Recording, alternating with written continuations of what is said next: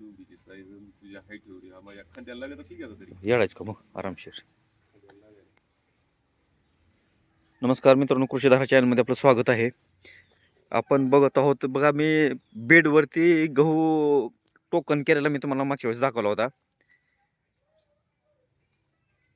Token पद्धतीचं गहू आहे, हे बघितलं का? हे मधलं अंतर. आणि एका बेडवरती असा गहू टोकन केला मित्रांनो. आता सध्या माझ्या खांद्याला गहू आहे, म्हणजे जवळपास माझी 5 फूट 5 फूट 16 इंच हाईट आहे. तर 5 फूट हाईटचा गहू आहे सध्या हाईटला. एवढी मोठी हाईट आहे मित्रांनो. कसा आहे गहू.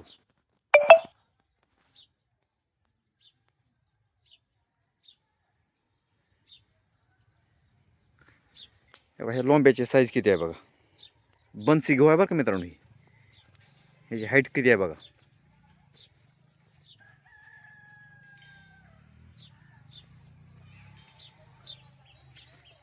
आणि ह्याला पाणी पण मित्रांनो असं ठिबकनं दिलेलं आहे बरं का. मध्ये लॅटर हाताळलं, त्या लॅटर मधून पाणी दिलेलं आहे ह्याला.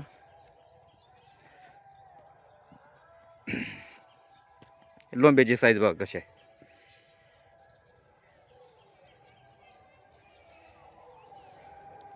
मित्रांनो, अनेक वेळा मी तुम्हाला व्हिडिओच्या माध्यमातून सांगत असतो, नवीन नवीन प्रयोग करत राहायचं, नवीन काय तर करत राहायचं. पारंपरिक पद्धतीने तर आपण करत असतो, पण थोडंसं नवीन एक वर्ष केलं तर काय फरक पडत नाहीये. आता ही बघा, गहू बनसी गहू आहे. मी एवढ्या हाईटचा गहू कधी बघितला नव्हता. एवढी हाईट आहे मित्रांनो, जवळपास 4.5 फूट हाईट आहे बघा त्याची. काही काही ठिकाणी 5 फूट हाईट आहे. एवढ्या हाईटचा गहू मित्रांनो जवळपास मी बघितलेला नव्हता.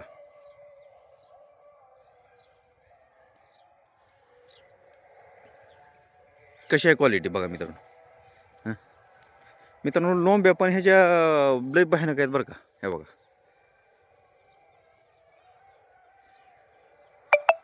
बनसी गहू आहे हे. आणि अशा पद्धतीमध्ये लागवड केलेला मित्रांनो.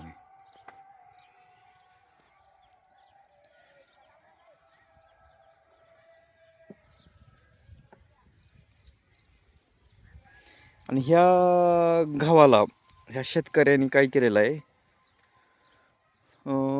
फवारणी कुठली केलेली नाही. त्या जी सेंद्रिय खत आहे त्या सेंद्रिय खतावरती पूर्ण गहू आहे. ह्याला DAP किंवा युरिया वगैरे असा कुठल्याही खताचा वापर केलेला नाही. सेंद्रिय खतामधून ही सगळा गहू आहे. कुठली फवारणी नाही किंवा काही नाही. फक्त गाईचं गोमूत्र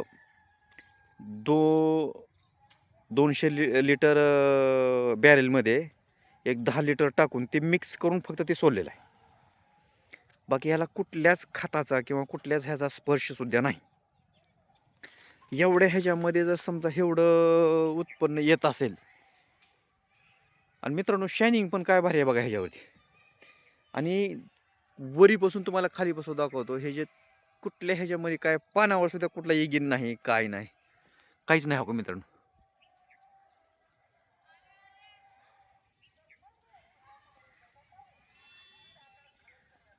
कसलाच इगीन नाही, काय सुद्धा नाही. बुडा पसतोर हे बुडा आहे त्याचं. बुडापासून जर वरीपर्यंत जरी बघत गेलं मित्रांनो, तर ह्याच्यामध्ये असं कुठलंच हे नाही आहे. भरघोष पाणी द्यायची मित्रांनो गरज नाही. आपण जे काय समजा पाटाने पाणी वगैरे देतोय, ठिबकवरचा गहू आहे मित्रांनो हे पूर्णपणे. ठिबक रोज 1 तास ठिबक सोडलं जातं ह्याच्यामध्ये. 1 तासाच्या पाण्यावरचा गहू आहे मित्रांनो. तुम्ही जे भरघोष पाणी देता, पार गच भरून पार सगळं हे करून जे पाणी देता, काय उपयोग आहे त्याचा. तुम्ही पाणी वेस्ट घालवता मित्रांनो. कमी पाण्यामध्ये चांगली शेती आणि भरघोष उत्पन्न. मित्रांनो, जर विचार केला तर मला तुम्ही सांगा, ही इस्रायल पद्धतीनं शेती केली म्हणल्याला तर काय हे चुकीचं नाही. अशा पद्धतीनं शेती करायची म्हणल्यानंतर खरंच लय चांगलं आहे मित्रांनो. मला सांगा, काय टेन्शन आहे का? दारं धरायचं हे टेन्शन नाही ना, रात्रभर जागायचं टेन्शन नाही. 1 तास पाणी सोडायचं फक्त रोज.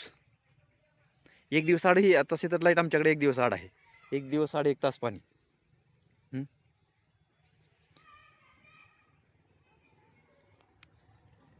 अशा पद्धतीमध्ये मित्रांनो गहू आला आहे. मित्रांनो अशा नवीन नवीन माहिती मी तुम्हाला टाकत राहतो. नवीन नवीन माहिती बघत राहा. लाईक करा, शेअर करा, सबस्क्राईब करा. धन्यवाद मित्रांनो.